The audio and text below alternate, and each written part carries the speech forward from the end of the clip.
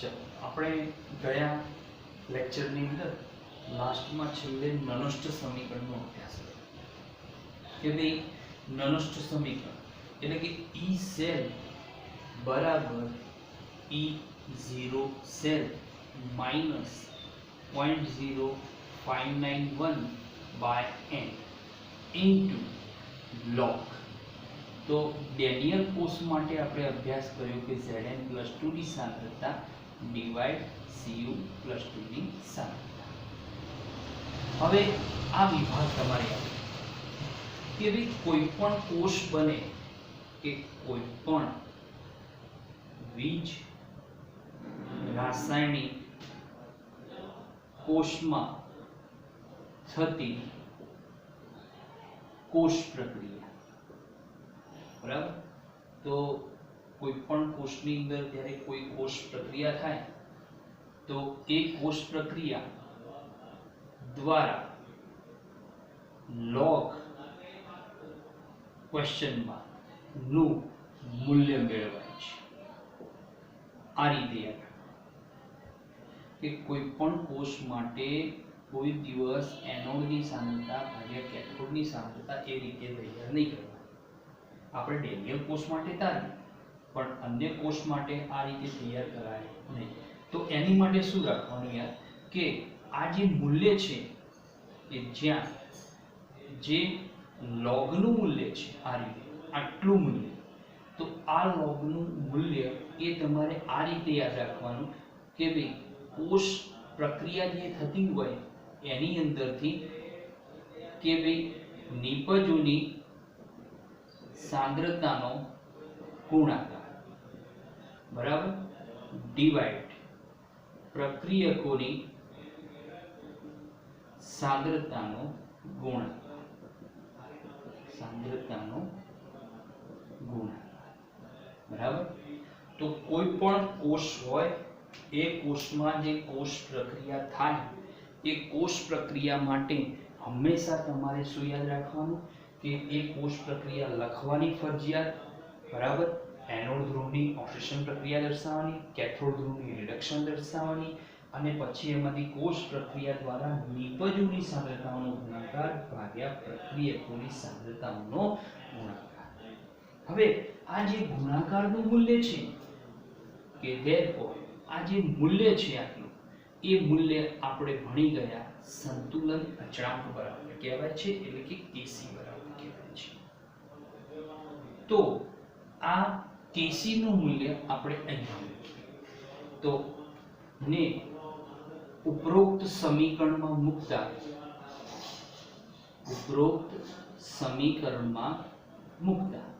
ચલો ઉપરોક્ત સમીકરણમાં મૂકીએ તો E સેલ બરાબર E0 cell minus 0.0591 by n into log Kc બરાબર। આ ક્વિક ફોર્મ્યુલા છે। હવે આપણને પ્રશ્ન થાય કે ભાઈ સંતુલન અચળાંક તો યાદ રાખવાનું કે જ્યારે કોષમાં સંતુલન સ્થિતિ સ્થપાય ત્યારે E સેલ ઇઝ ઇક્વલ 0 થાય। કોષની અંદર જ્યારે પણ સંતુલન સ્થિતિ સ્થપાય, સંતુલન ક્યારે સ્થપાય કે નિપજોની સાંદ્રતા અને પ્રક્રિયકોની સાંદ્રતા એક સમાન હોય ત્યારે।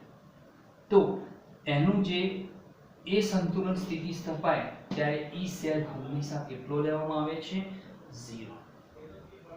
તો 0 લેવામાં આવે તો એના આધારે તો therefore 0 is equal E0 cell minus 0.0591 by n into log Kc, right।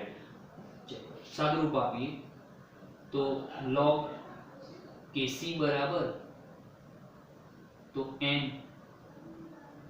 E0 cell બરાબર ડિવાઇડ 0.059 બરાબર તો ઈ સેલ આ બાજુ જશે એટલે માઈનસ થશે, માઈનસ અને આ માઈનસ પ્લસ થઈ જશે, n એના ગુણાકારમાં જશે એટલે Ne0 સેલ ડિવાઇડ 0.0591. આ એક આપણને સૂત્ર મળ્યું કોની વચ્ચેનો સંબંધ દર્શાવે છે?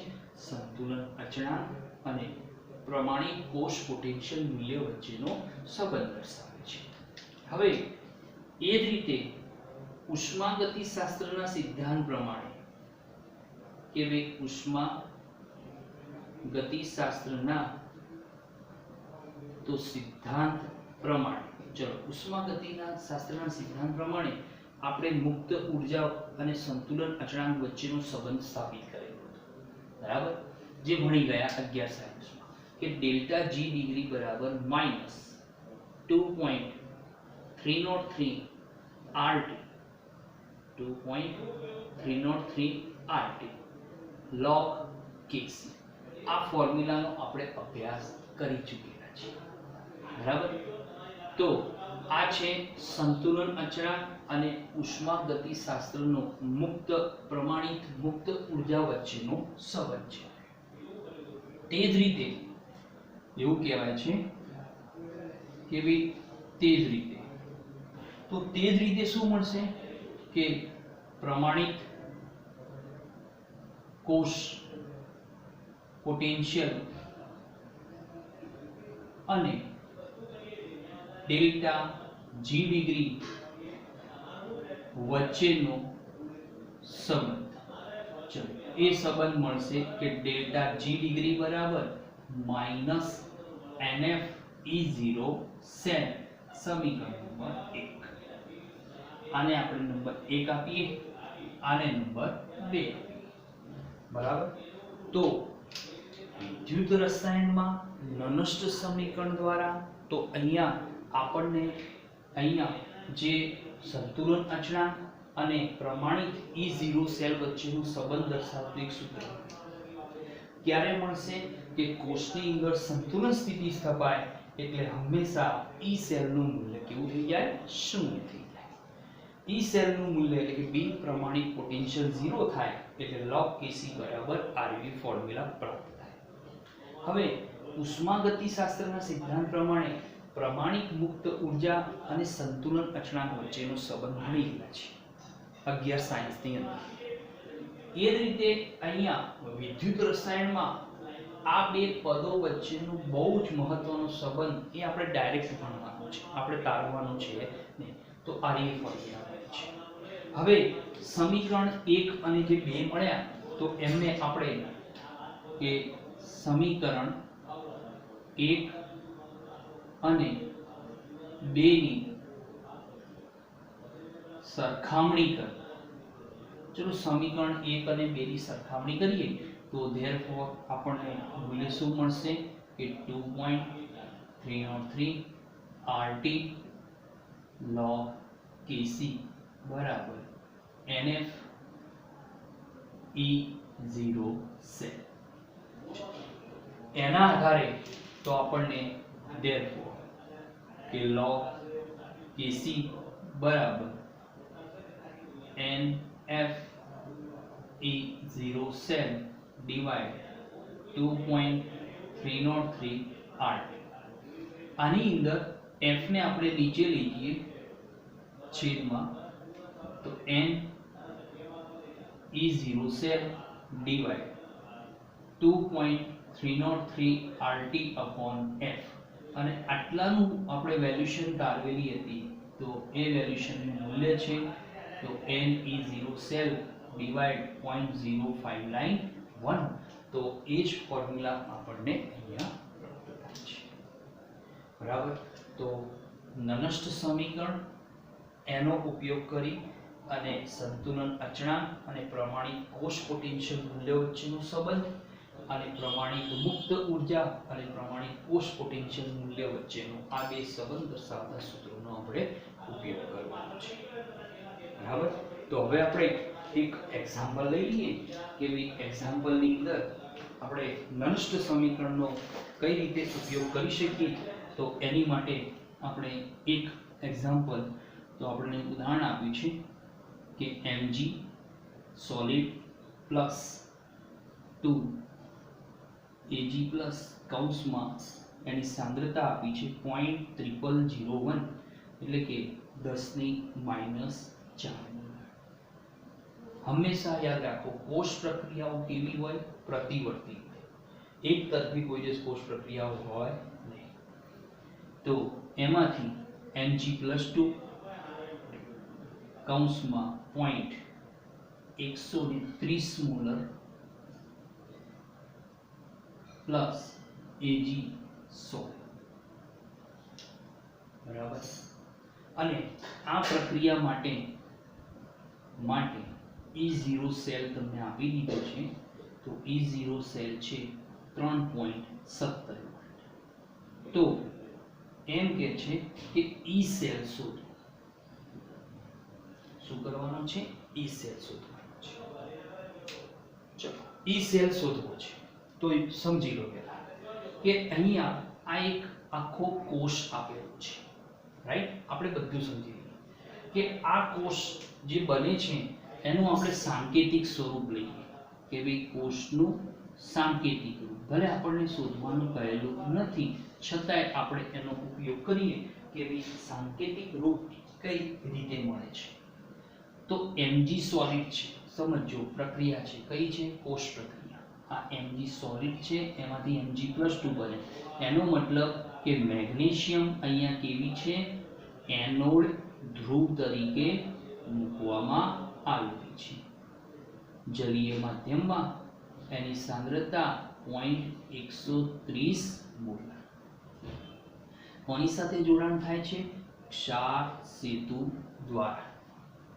તો બાકીનું Ag+ માંથી Ag એટલે એ કયા ધ્રુવ તરીકે વર્તે કેથોડ ધ્રુવ તો Ag+ તો જલીય માધ્યમમાં 10⁻⁴ મોલર સાંદ્રતા ઓબ્લિક Ag આ કેથોડ ધ્રુવ તરીકે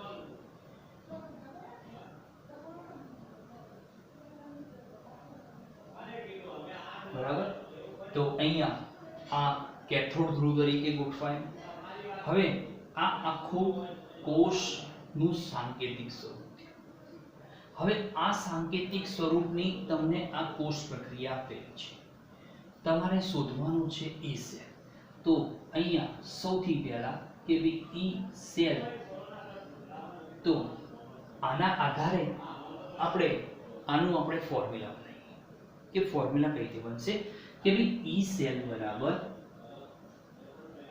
E0 cell minus 0.0591 by n into log નિપજોની સાંદ્રતાઓનો ગુણાકાર આપણે આ રીતે જ જવાનું બરાબર કોઈ દિવસ આ સ્વરૂપે યાદ રાખવાનું નહીં તો log હંમેશા કયું રાખવાનું યાદ નિપજોની સાંદ્રતાઓનો ગુણાકાર ડિવાઇડ પ્રક્રિયકોની સાંદ્રતાઓનો ગુણાકાર તો અહીંયા નિપજોની સાંદ્રતાઓનો ગુણાકાર તો નિપજની સાંદ્રતા થશે Mg+2 ની સાંદ્રતા બરાબર આ જલીય માધ્યમમાં છે રાઈટ અને આ છે સોલિડ તો તમે સંતુલન ચેપ્ટરમાં ભણી ગયા કે ભાઈ કોઈ કોષ પ્રક્રિયામાં ઘન કે પ્રવાહી અવસ્થામાં જ્યારે કોઈ પદાર્થ કે પ્રક્રિયક કે નિપજ તમને આપેલી હોય તો એની સાંદ્રતા હંમેશા 1 મોલર સ્વીકારવામાં આવે છે એ આપણે ડિટેલમાં ભણી ગયા છીએ 11 સાયન્સ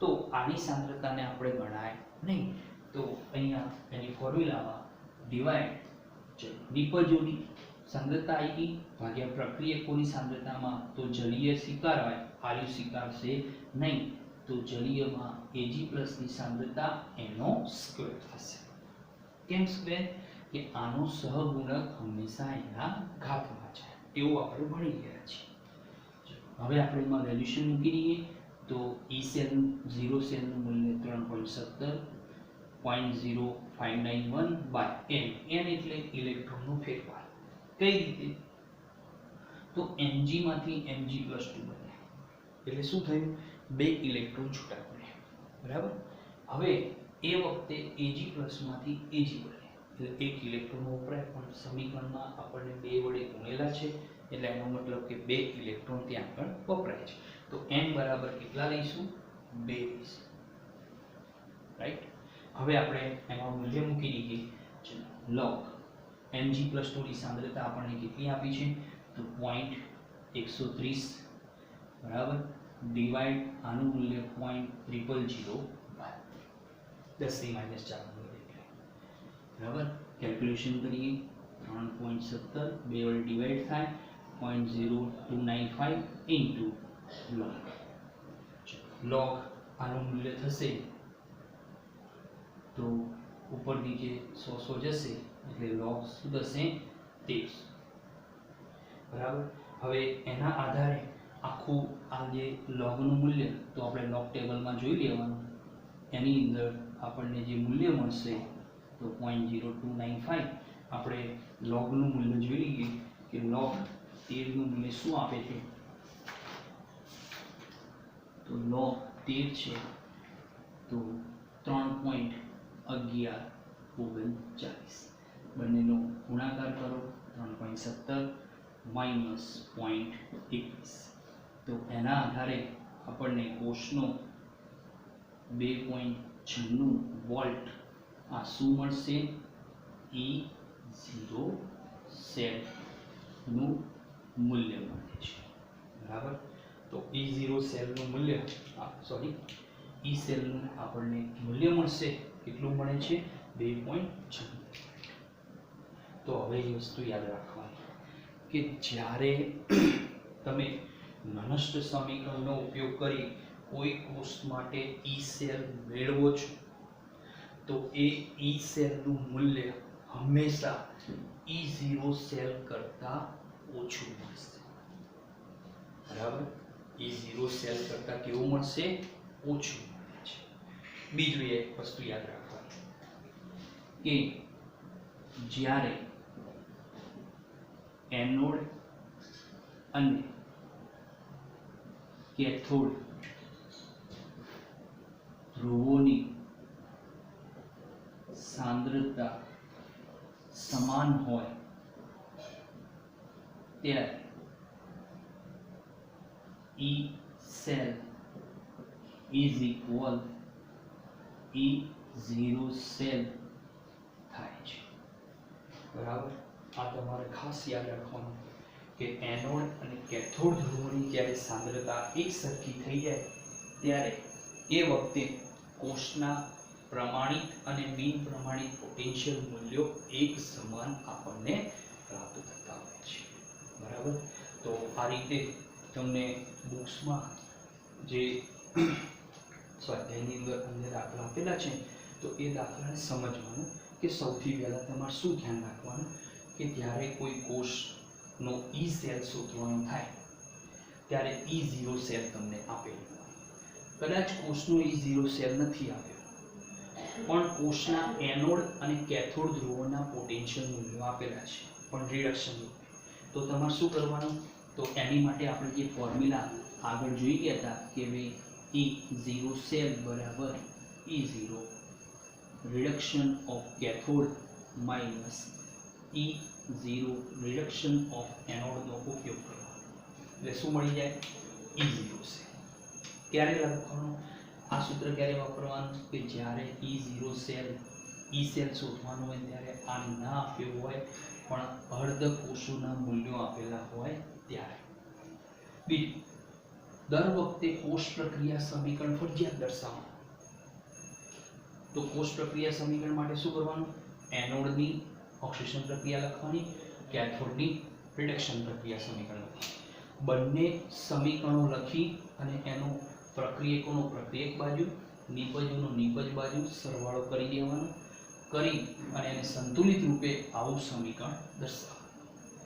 આ સમીકરણ મળી જાય એટલે આ ફોર્મ્યુલામાં જે લોગનું મૂલ્ય છે એમાં નિપજોની સાંદ્રતાઓનો ગુણાકાર ભાગ્યા પ્રક્રિયકોની સાંદ્રતાઓનો ગુણાકાર એ જ રીતે તમારે ફોર્મ્યુલા ખાસ યાદ રાખવાની હતી બરાબર. પછી તો કેલ્ક્યુલેશન સરળ છે. લોગ તો લોગ ટેબલનો ઉપયોગ કરવાનો અને એના આધારે તમને કોષનું શું મળશે E સેલનું મૂલ્ય સરળતાથી પ્રાપ્ત થઈ જતું હોય છે બરાબર.